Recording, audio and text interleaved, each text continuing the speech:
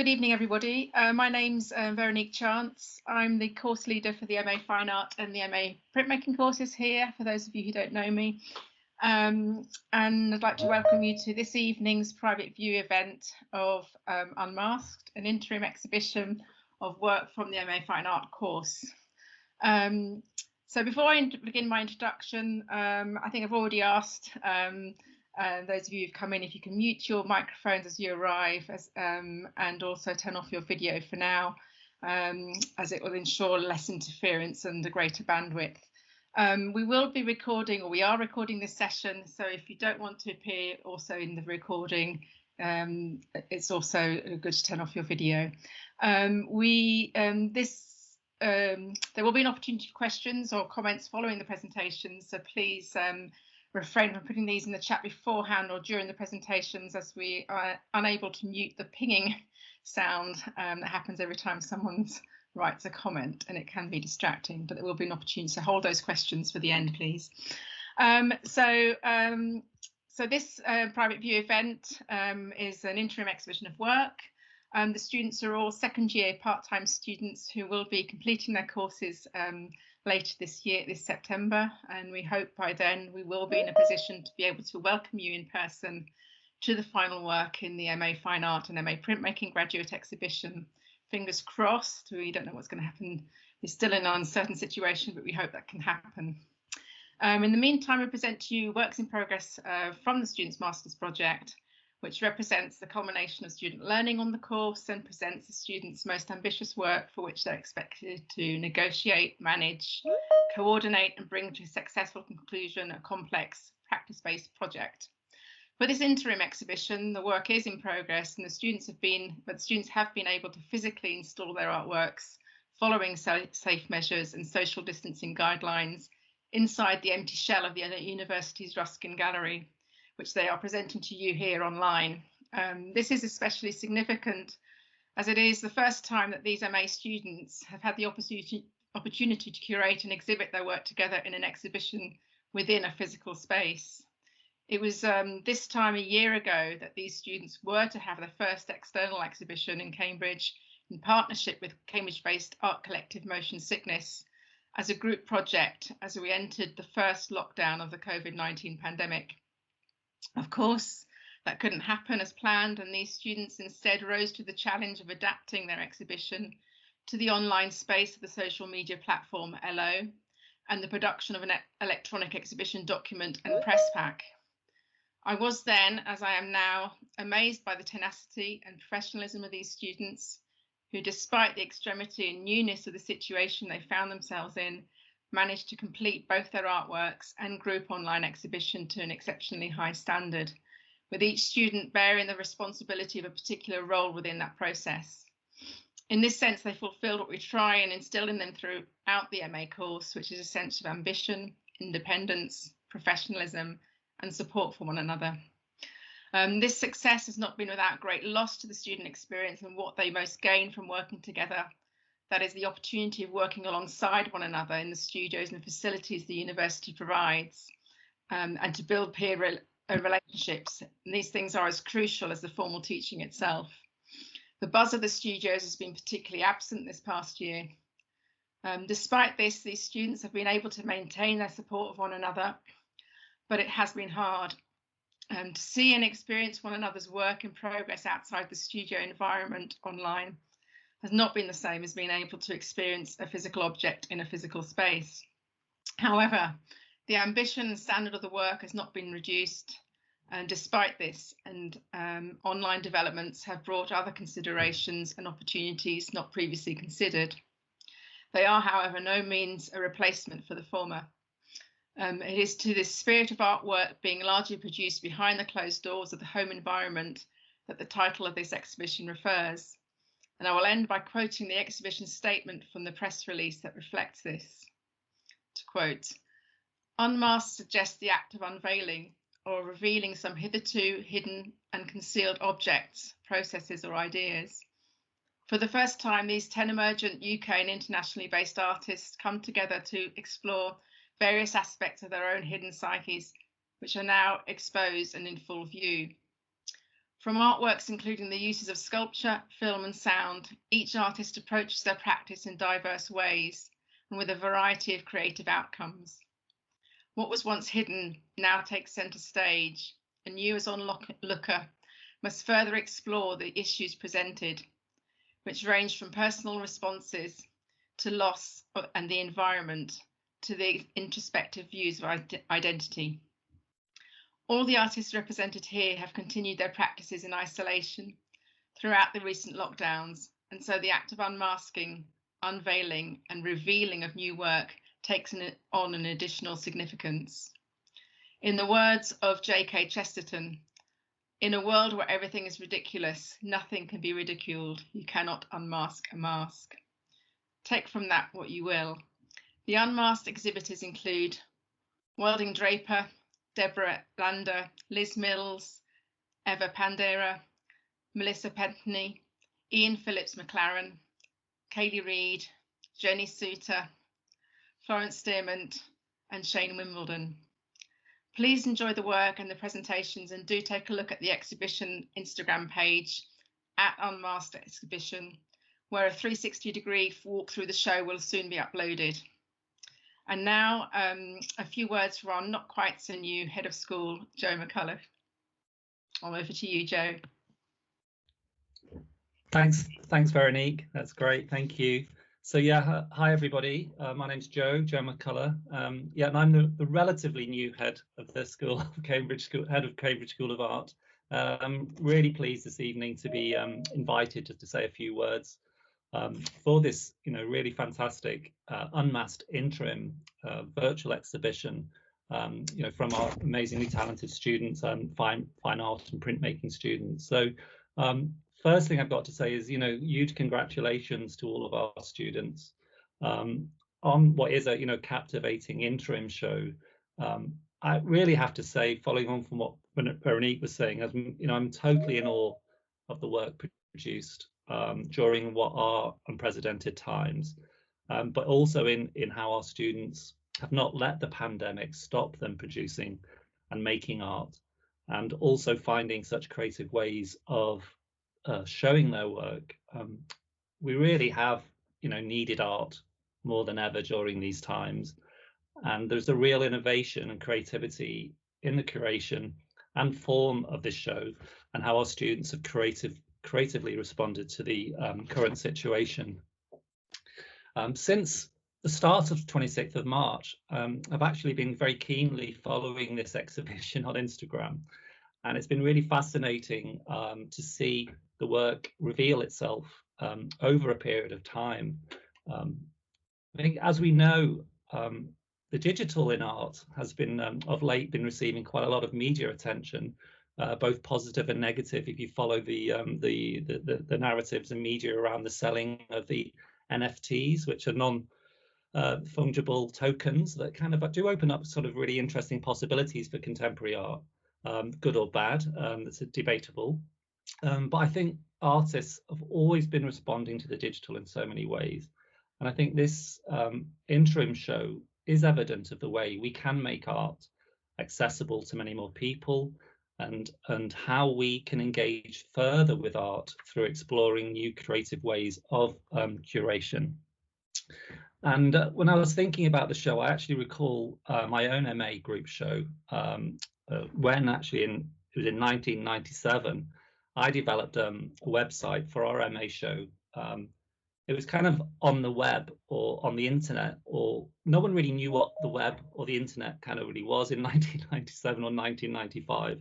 And it was a thing called Netscape Navigator, was kind of a browser, all these new terminologies and new words. And I think I think it was really interesting back then. It was very basic HTML, and it was kind of, but what really struck me then and still now, and looking at this show, is that relationship between using technologies to disseminate and communicate work.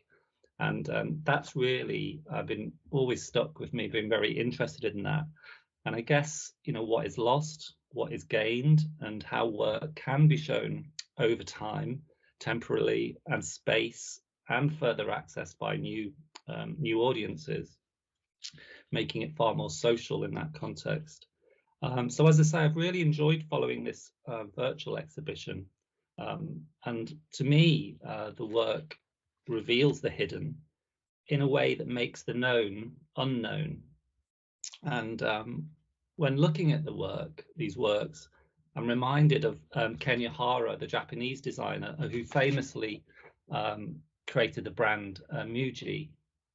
And he said, to understand something is not to be able to define it or describe it. Instead, taking something that we think we know already and making it unknown thrills us afresh with its reality and deepens our understanding of it.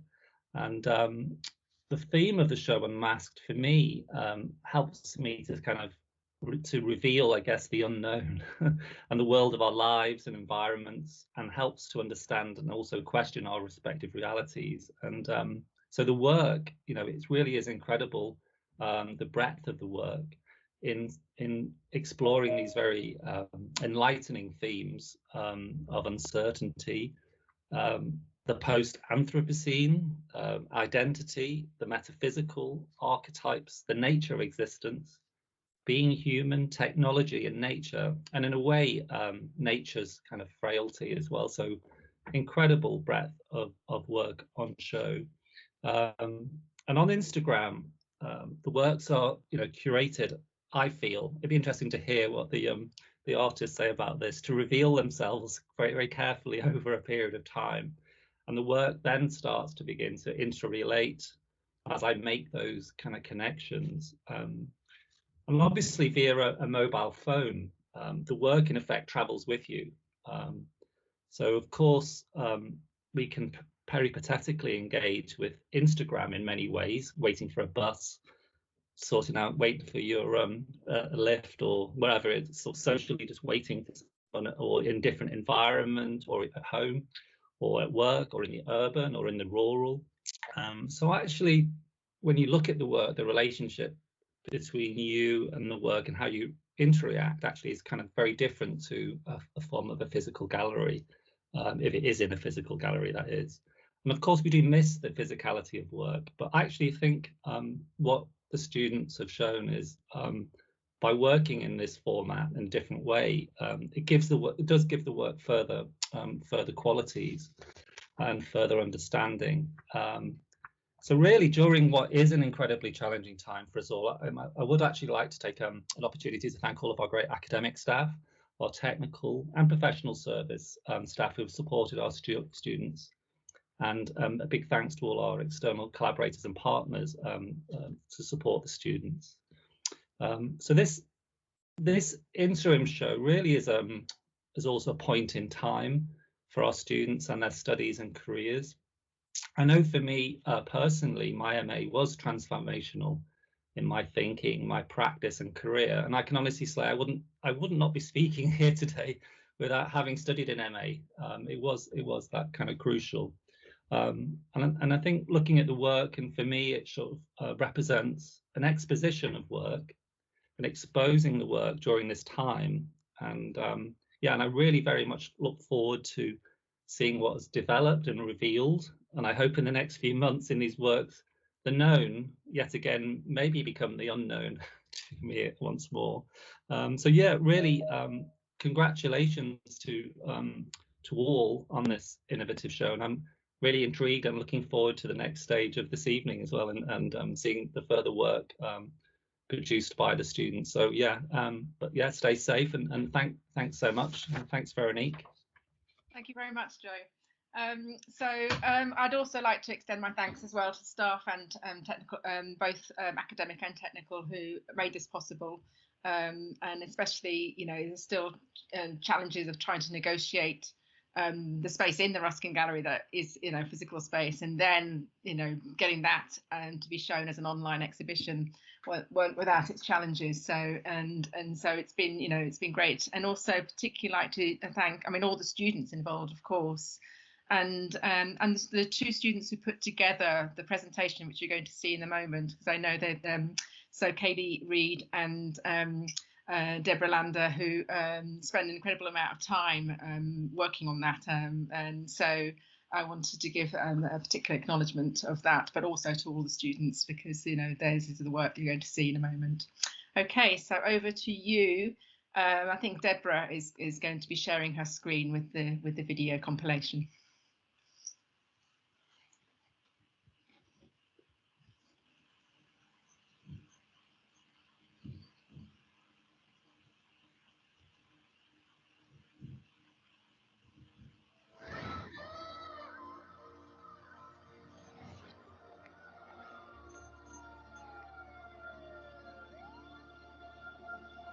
Sequence start. 6, Fine. 5, Yeah, I'll do that. 4, 3, Gotcha. Yep. 2, Okay. 1, 0. All engine running. Liftoff. Hello, everyone. I'd like to thank you for joining us this evening. I can see via my monitor here that most of you have up your fancy virtual backdrops so that we can't see your messy rooms or your dodgy wallpaper. But you all look great all dressed up to the nines on your top half and your pyjamas on the bottom. It's a great honour for me to have been asked to present this part of the exhibition to you, and I'm excited to be showing you our work. Tonight you will see great art from great artists who have been working extremely hard throughout this pandemic under unusual conditions to bring to you our work in progress exhibition. It's a shame that we couldn't show you our work in person, but Barnard's Castle wasn't available during lockdown. Tonight we'll be showing you our work in the Ruskin Gallery, albeit virtually. I don't know about you guys, but the last year just seems to have gone extremely quickly for me. I mean, it quite literally zoomed by. Zoom, Teams and Blackboard have become the most fundamental tools for us to communicate during the pandemic. Personally, I've been extremely fortunate in that I'm pretty self-sufficient, but I do feel for the students that couldn't get into the university to use the facilities, and I'm looking forward to catching up with you guys when you come back in May. But given the fact that I am just ahead, means that I can't actually be vaccinated, so I'll probably end up locked down forever. I should have really quit while I was ahead. Anyway, let's get on with our special team's private viewing of our work in progress exhibition, Unmasked. Unmasked suggests the act of unveiling or revealing some hidden and concealed objects, processes or ideas. For the first time, these 10 emergent UK and internationally based artists come together to explore various aspects of their own hidden psyches, which are now exposed and in full view. From artworks including the uses of sculpture, film and sound, each artist approaches their practice in diverse ways and with a variety of creative outcomes. What was once hidden now takes centre stage, and you as the onlooker must further explore the issues presented, which range from personal responses to loss and the environment to introspective views of identity. All of the artists represented here have continued their practices in isolation throughout the recent lockdowns, and so the act of unmasking, unveiling and revealing of the new work takes on additional significance. Let's crack on, and I hope you enjoy the show.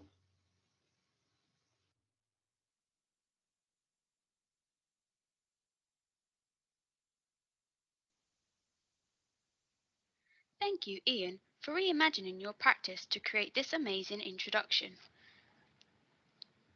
Ian Philip McClann's latest project, Conversation with Self, utilises projections, audio, performance and video to explore self-portraiture in the concept of Jung's main 4 archetypes, anime animus, shadow, persona and self. By moving his images away from the gallery wall onto the surface of handmade effigies, he's creating multi-sensory video sculpture. Liz Mills, who's a multimedia artist, is currently exploring concepts surrounding the fragility of human nature. This piece, an untitled developmental work, allows her to investigate materials, visual aesthetics, and presentation ideas, while specifically addressing ideas of restriction and isolation resulting from her perception of the current pandemic. Eva Pandera's practice revolves around a visual process using drawings, prints, ceramics, and video installation to communicate a personal response to the surrounding environment. Throughout the experimentation with materials and tools, as well as contextual research, she attempts to excavate the profound meaning of nature in everyday life. The bodies of work she produces are on a larger scale to represent the vegetation that exists in this place before humanity and will take it over after we disappear. Forest Project. At a time when the human population is growing at an alarming rate, the forest areas is decreasing even faster. Pandera is imagining the reverse circumstances, the world without the human, where the forest is taking over what is left behind. It tells the story of humankind through the forest and its uncanny environment that scares, challenges, yet comforts us.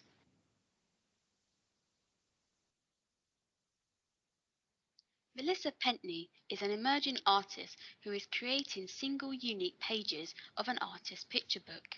In her piece, Adding Pages, her aim is to develop an understanding of how a handmade book can act as a personal narrative for an artist, a vessel of communication for current paintings, designs, and ideas.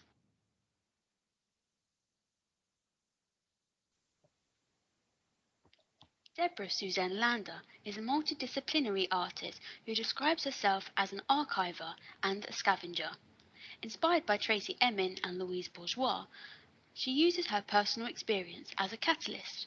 Documenting the past 5 years, she examines how music has played a part of her healing process along with creating contemporary art. Moments of Surrender.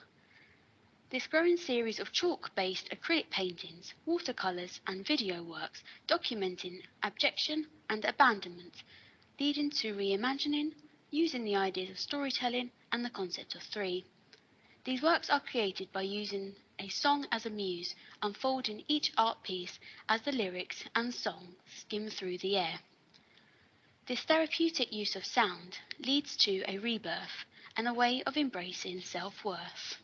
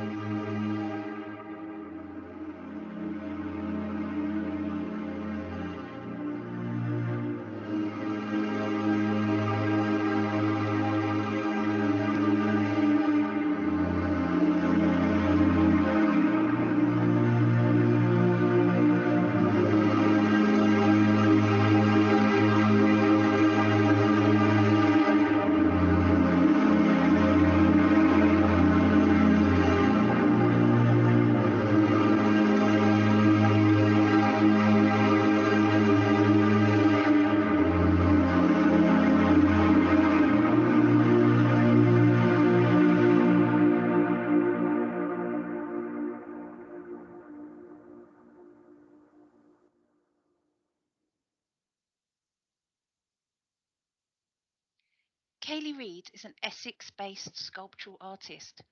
She's intrigued by how the trace of the human body, through its interactions with everyday objects, can be encapsulated. The artist has previously concentrated her work in the medium of plaster and concrete, but is exploring expanding the role of sculpture within her practice. Tears Are My Storm. This project is focused on depicting turmoil and uncertainty by using the motion of water. This installation is focused on the theme of being within the eye of a storm. It is the calm and stillness you feel whilst being surrounded by the unpredictability of chaos.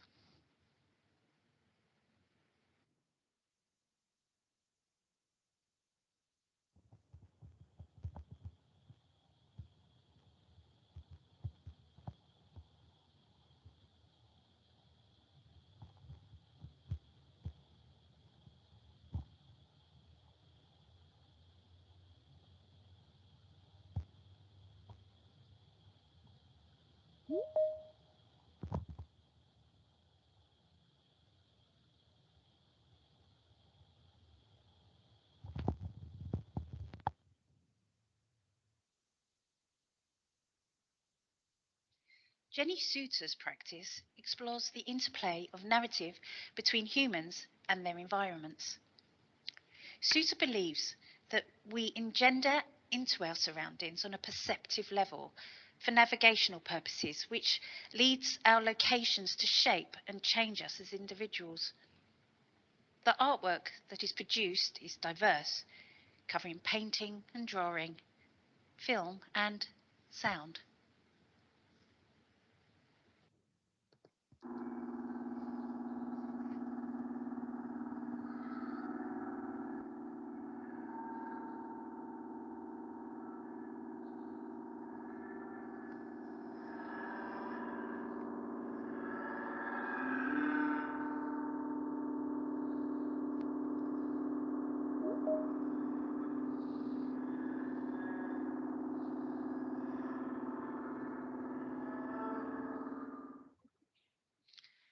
The sound is a recording of longhorn cows, which has been edited and stretched to imply containment, directive movement, and digital qualities. This resonance and the use of a screen reflects the excessive use of internet-based technology in lockdown that enabled us access for communication. This film, Song of the Longhorns, is reminiscent of vacuous retail parks and streets collecting leaves, of peeling paint. The overall sensation of the film mirrors qualities of abandonment, evocative of a nuclear disaster or abandoned winter seaside town.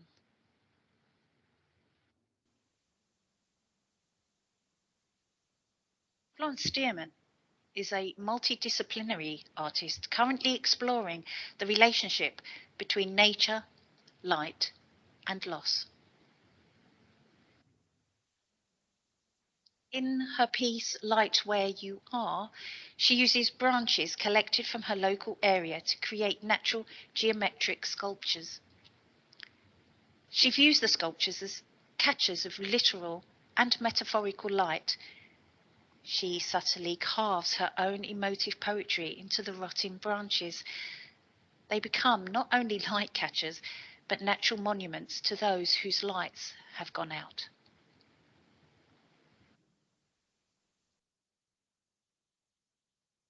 Shane Wimbledon creates work in response to mental health, bringing awareness and insight to these topics. Within this project, he has challenged his traditional art style of illustration with sculpture and expanded from his internal responses out towards others' experiences, both inside and outside of COVID. This piece, Encounters, is an amalgamation made from wire, polymorph, and acrylic paint. This work shows connections and experiences in sculptural form, presenting the separation of individuals through the various life experiences and the current climate of COVID, which ultimately ties it together as one singular entity.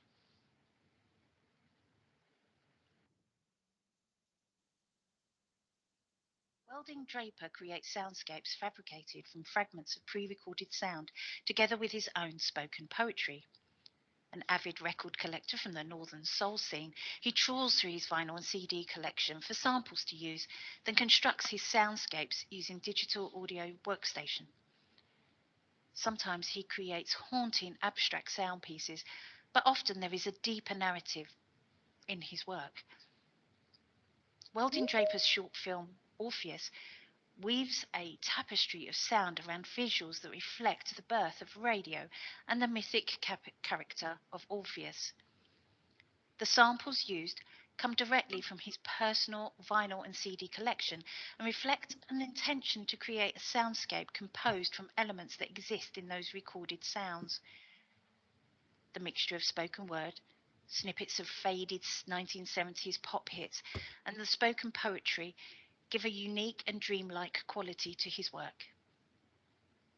And now, Kevin Moore recites some poetry by Draper. Orpheus, singer of singers from lost beginnings, gods to men, men to gods. A forever voice out from the earth, the sky, the sea, and the stars. changing the landscape of hearts and minds, the first singer of holy songs. With the chase of Eurydice, you challenged death, a bargain music made, until trust was gone. Wandering footsteps beat out times, laurelled head and lyre in hand, playing on till rocks crumble to sand. A loner by choice, with no external vanity, except within the voice. Cadence, to coda, to da capo. Ostinato, ostinato, ostinato. Mirrors, mirrors, mirrors. Projecting what is true. Essential rhythms born from the wind, and the whistle, and the whisper, and the scream, and the shout. Cadenza, tempos. Working with the moment that fades away. Pleasantries and taboos. It's all the same from 1,000 voices that caress or ricochet or smother or linger or absorb. A world without you would deafen the heart. We would like to now take you through a walkthrough video of our exhibition. We hope you enjoy it. On behalf of the artists, we would like to thank you all for coming here this evening.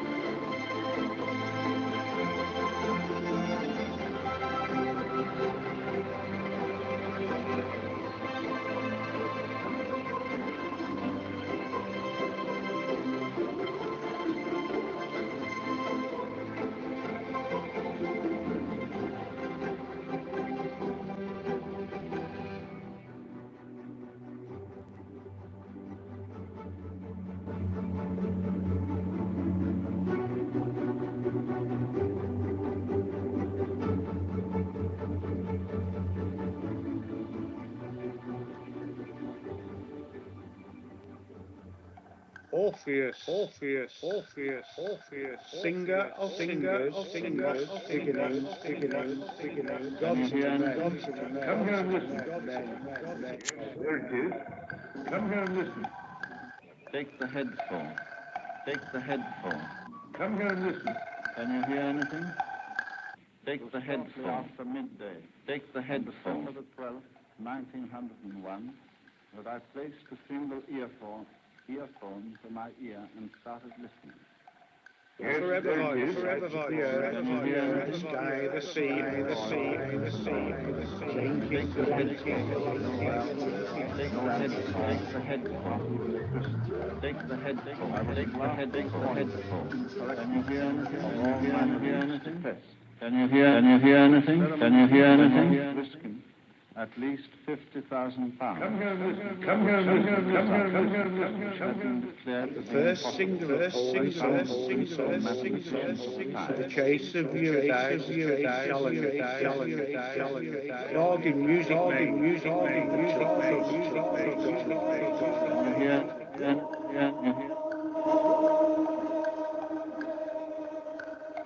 Can you hear?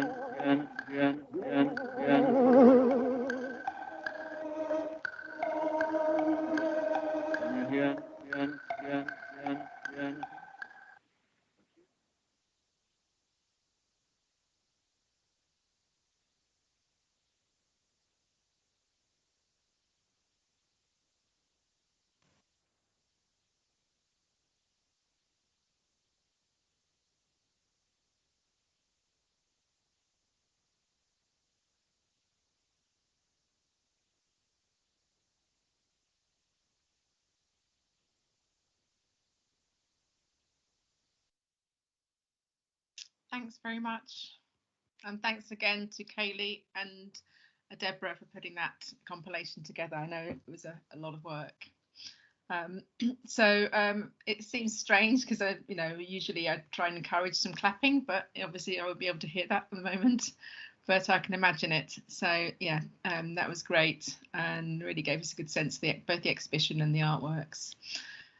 So here's an opportunity now for any questions or comments from the audience. Does anybody, and I'm very happy to field those, does anybody want to start us off with any comments or questions? Don't be shy.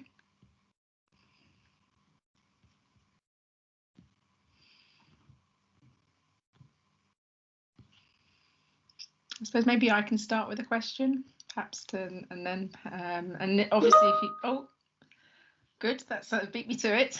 So we have a question here. Some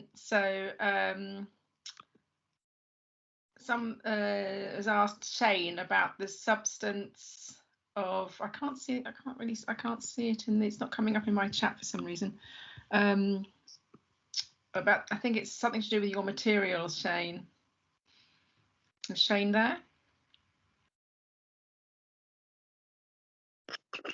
I think Deborah's just going to answer the question in the chat for you so that we've got the correct spellings and stuff. So just yeah, she's just going to write it in there for you. I don't seem to be able to see the chat properly.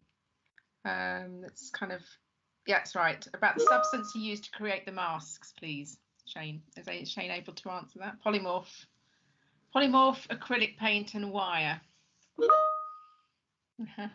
Thank you.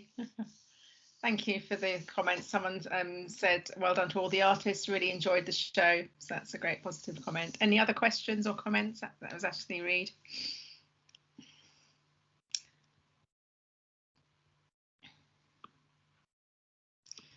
So I suppose I had a question. A question for Ian. Good. I'm glad to keep being. So yes, if someone has a question for Ian, would you like to ask it? So Ian's, someone said, is that to Ian? You're from a commercial back. Yeah. Hi. Sorry, I'm sitting here hiding, drinking my wine. I wasn't expecting that. Let me see if I can see that somewhere. What made you switch to this kind of work? Right. Okay. Wow. That's a big question. Lots of different reasons, I suppose. I suppose I probably wasn't, after 30 years of working in the commercial world, I presume, well, I think I needed to be doing stuff for myself, really, because I think it just kind of, it's difficult when you're constantly working for other people, and especially when you've got thousands of clients and they're basically all asking you for different things, and it kind of wears you down a bit. And I suppose you just get to the stage in your life where you decide, actually, it's time for me to do what I want to do. I don't know if that answers your question. Let me hide my wine. Well, just to point out that Kaylee's posted the link to the Instagram at Unmasked exhibition, because we do have a forthcoming, or you do have a forthcoming 360-degree walk around of the show, which will be another opportunity to get a sense of how the work exists in the physical space. Will there be a real life exhibition for these students in the future? Well, I absolutely hope so. We are working towards that at the moment. We have been given the go-ahead for a real life exhibition for the degree show. Obviously, we don't know what's going to happen in the next few months still. We're still having to work with various contingency plans, but we are working towards a physical show until, you know, until we are told we are not able to do that. That's what we're working towards.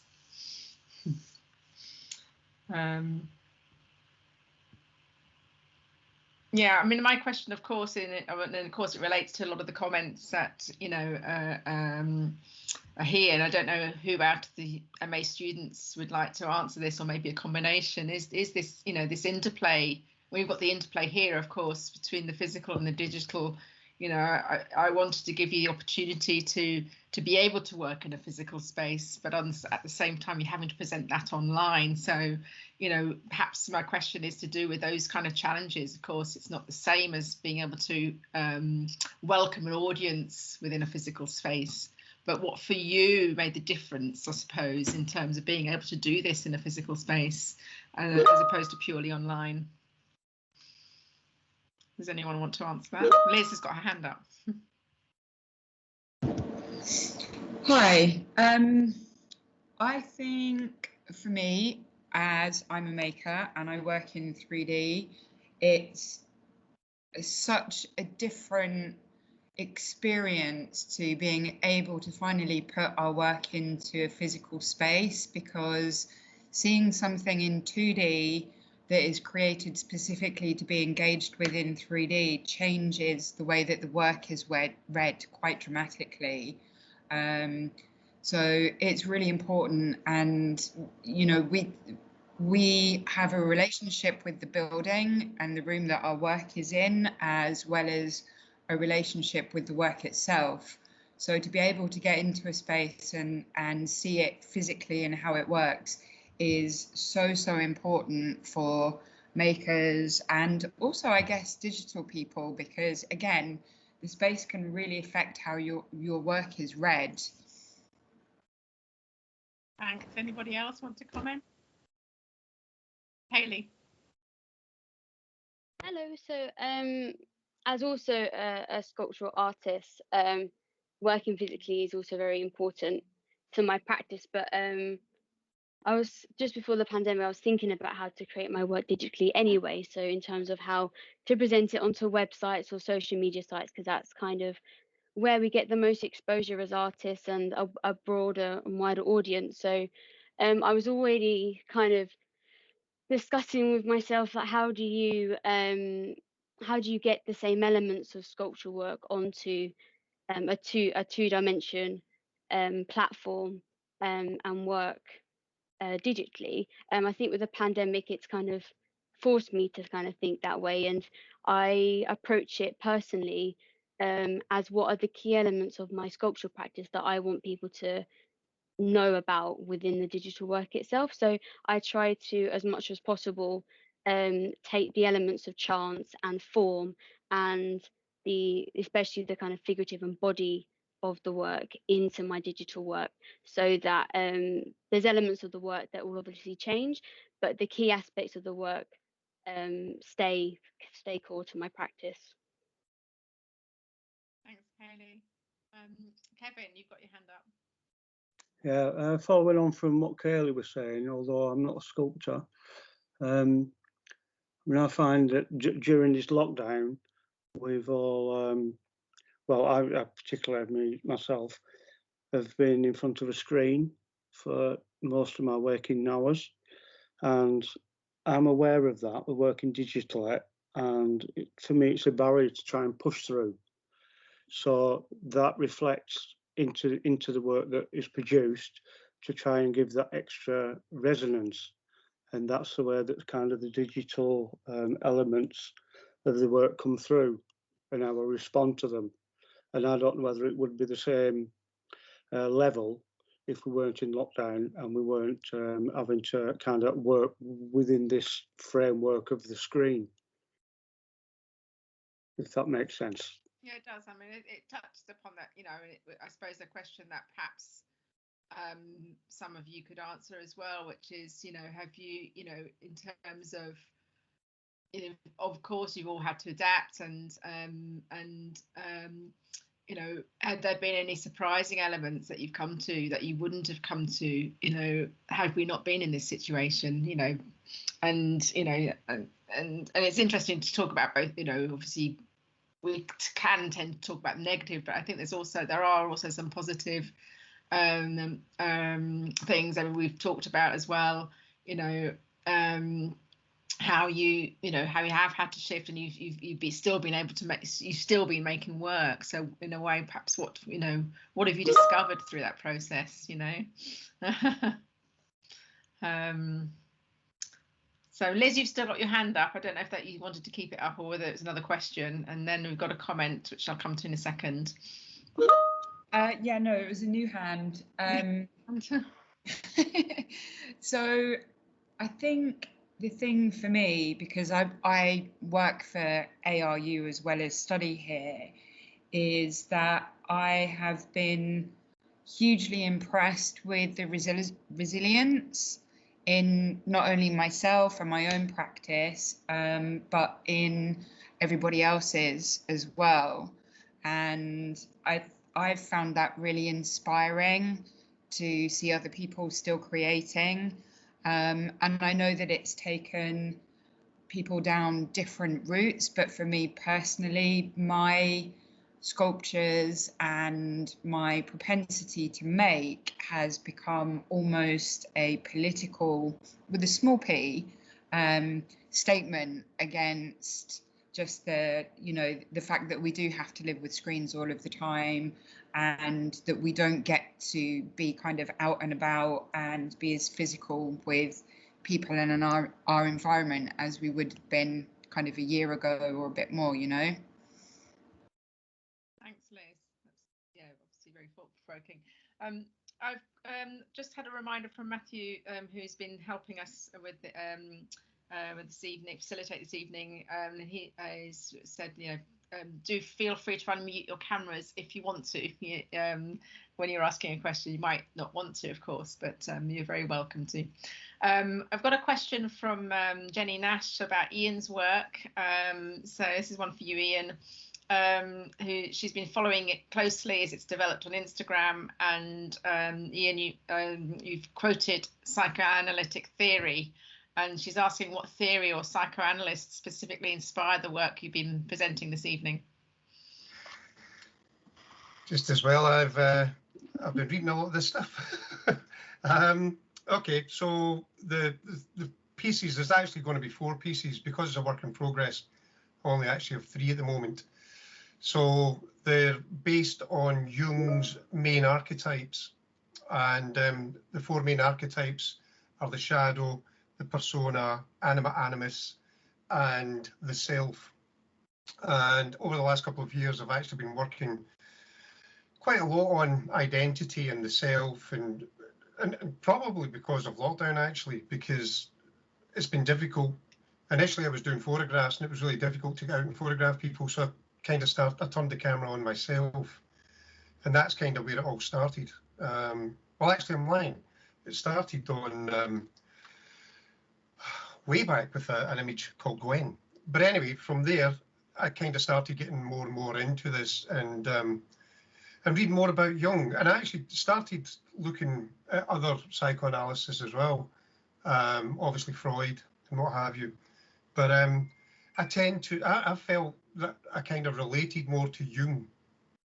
He seemed a bit more modern and a little bit less sex orientated towards his mother. But so yeah, I suppose this particular work it's a self-portrait. It's and I suppose the four pieces that will be are different aspects of me and my personality and are based on Jung's archetypes. I don't want to take up too much space here. Thanks. That's a good way of getting out of it, isn't it? I hope that answered your question. Any other questions from anybody or statements or thoughts?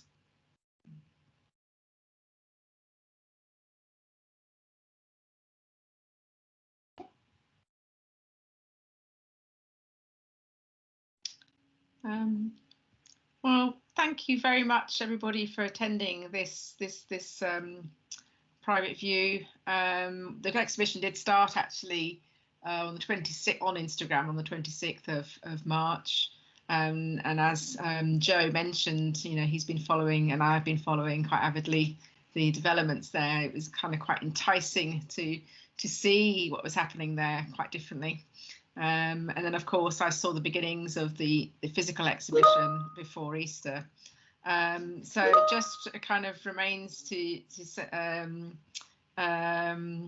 say, you know, great work and well done, everybody, for managing. It was a really short space of time as well, I must add, to put this together. And so, you know, it was quite a challenge to be able to do that. And I mean, the students are quite used to that kind of thing, but at the same time, within these circumstances, it's even more challenging. So, you know, really well done for that, because there was only a couple of weeks to put it together. And then we had the Easter period to develop that further for this particular presentation. So yeah, thanks again, everybody. And thanks everybody for attending, really much appreciated. It means a lot to the students and some great comments here. So thanks again. If anyone else would like to say anything to close the evening? But I'd just like to say well done again to everybody concerned, both students and also the staff who helped to make it happen. Thank you. And please do check out the Instagram page, because there will be a further development in a 360 presentation. Thank you. So I hope everybody enjoys the rest of the evening. And in fact, I should probably hold up a semi-drunk glass of wine to say, you know, cheers to everybody, and well done.